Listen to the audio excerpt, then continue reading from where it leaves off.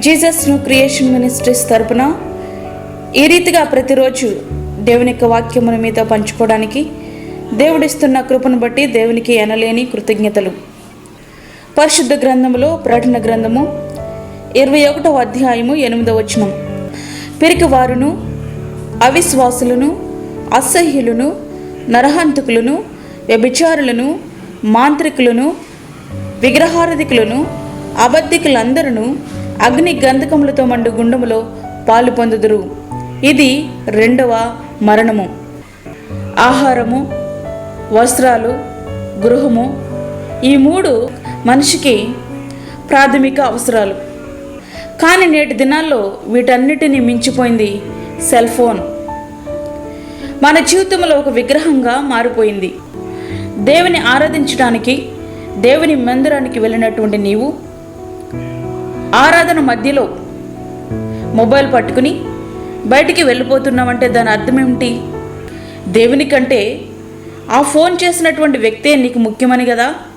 దేవుని కంటే ఎక్కువగా దేనికి నువ్వు ప్రాధాన్యత ఇస్తున్నావో అదే నీ జీవితంలో ఒక విగ్రహం.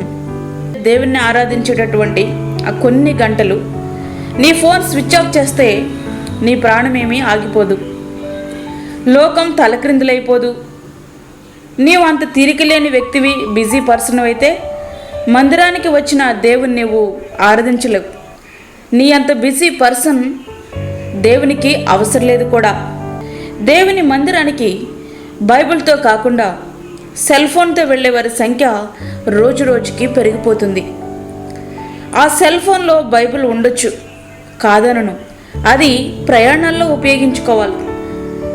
లేకపోతే ఎక్కడైనా ఖాళీ దొరికినప్పుడు బైబిల్ చేతిలో లేకపోతే నువ్వు మొబైల్లో బైబిల్ చదువుకోవచ్చు. కానీ బైబిల్ చేతిలో ఉంటే అవమానమేమో అన్నట్టుగా ఏం చేస్తూ ఉన్నారంటే బైబిల్ చేతిలో పెట్టుకోవడానికి సిగ్గుపడుతున్నారు. ఒక విషయం గుర్తుంచుకో, నీవు యవ్వనంలో ఉన్నప్పుడు బైబిల్ నువ్వు మోస్తే నీ వృద్ధాప్యం అందు అది నిన్ను మోస్తుంది. నీ చేతిలో సెల్ ఫోన్ ఉంటే అదేమి అంత గొప్ప విషయం కాదు, కానీ నీ చేతిలో బైబిల్ ఉంటే మాత్రం నీవు గర్వపడాల్సిన విషయం. దేవుని మహిమకు అవమానం కలగని రీతిలో నీ సెల్ ఫోన్ వాడుకో, కానీ అదే నీ జీవితంలో ఒక విగ్రహంగా మారనివ్వకు. అది విగ్రహంలా మారితే నీవు విగ్రహార్థికుడిలా మారిపోతావు. విగ్రహార్థికులు అగ్ని గంధకములతో మండు గుండములో పాలు పొందుదురు. ఇది 2వ మరణమని బైబిల్ గ్రంథంలో స్పష్టంగా రాయబడి ఉంది. కనుక ప్రియమైన విశ్వాసి, ప్రియ స్నేహితుడా, సెల్ ఫోన్ నువ్వు విగ్రహంగా పెట్టుకున్నావా? లేకపోతే దేవుని కంటే ఎక్కువగా దేన్నైనా ప్రేమిస్తున్నావా? ఈ సమయంలో ఒక్కసారి నీవు పరీక్షించుకో. దేవుని వాక్యం వింటున్నటువంటి నీవు ఈ యొక్క వాక్యము నీలో ఫలించులాగన ఈ వాక్యాన్ని నెమరు వేసుకో. ఎందుకంటే దేవుని వాక్యము సజీవమైనది, బలము కలిగినటువంటిది. కనుక ఈ యొక్క శక్తి కలిగినటువంటి వాక్యము నీలో పనిచేయాలి. ఒకవేళ ఈ యొక్క వాక్యము పనిచేయట్లేదు అంటే అర్థమేంటి? వాక్యం చెప్తున్న వారిలోనైనా తప్పు ఉండాలి, లేకపోతే బైబిల్ అయినా తప్పు ఉండాలి. ఓకే, వాక్యం చెప్తున్న వారిలో తప్పు ఉండొచ్చు, కానీ బైబిల్ వాక్యం మాత్రం తప్పు కాదు. అది శక్తివంతమైనది, జీవము కలిగినటువంటిది. కనుక ఈ జీవము కలిగినటువంటి వాక్యాన్ని నీ హృదయంలో భద్రపరచుకో. ఈ రీతిగా నీ జీవితంలో దేన్ని విగ్రహంగా పెట్టుకుంటున్నావో ఈ దినాన్ని నీవు పరీక్షించుకో. విగ్రహార్థికులు అగ్ని గంధకములతో మండు గుండములో పాలు పొందుతారని బైబిల్ గ్రంథంలో స్పష్టంగా రాయబడి ఉంది. ఇది వినడానికే భయంకరంగా ఉంది కదూ. కనుక సరిచేసుకుందాం. దేవుని వాక్యము కొరకు మన హృదయాన్ని సిద్ధపరచుకుందాం. అట్టి కృపా ధన్యత దేవుడు మనకి అనుగ్రహించునుగాక. ఆమేన్. చిన్న ప్రార్థన చేసుకుందాం. పరిశుద్ధుడైన తండ్రి, ప్రేమగల యేసు ప్రభువా, మరి యొక్క దినాన్ని మా జీవితంలో మీరు అనుగ్రహించినారు, నీకు వందనాలు. ఈ దినమంతా తోడుగుండండి. ప్రతి విధమైన శోధన, కీడు, ప్రమాదముల నుంచి మమ్మల్ని తప్పించండి.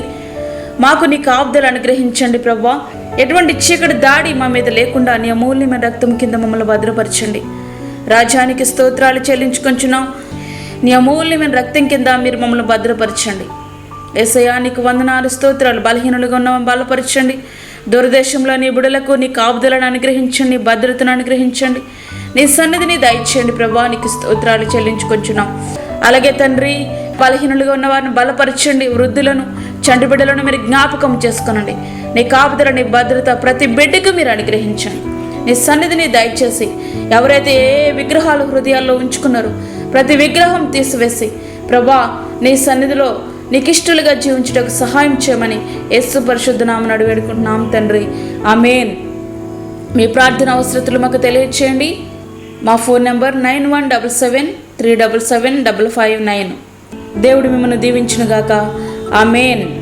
మరిన్ని వీడియోస్ కొరకు మా ఛానల్ని సబ్స్క్రైబ్ చేయండి, షేర్ చేయండి, లైక్ చేయండి. దేవుడు మిమ్మల్ని దీవించునుగాక. ఆమేన్.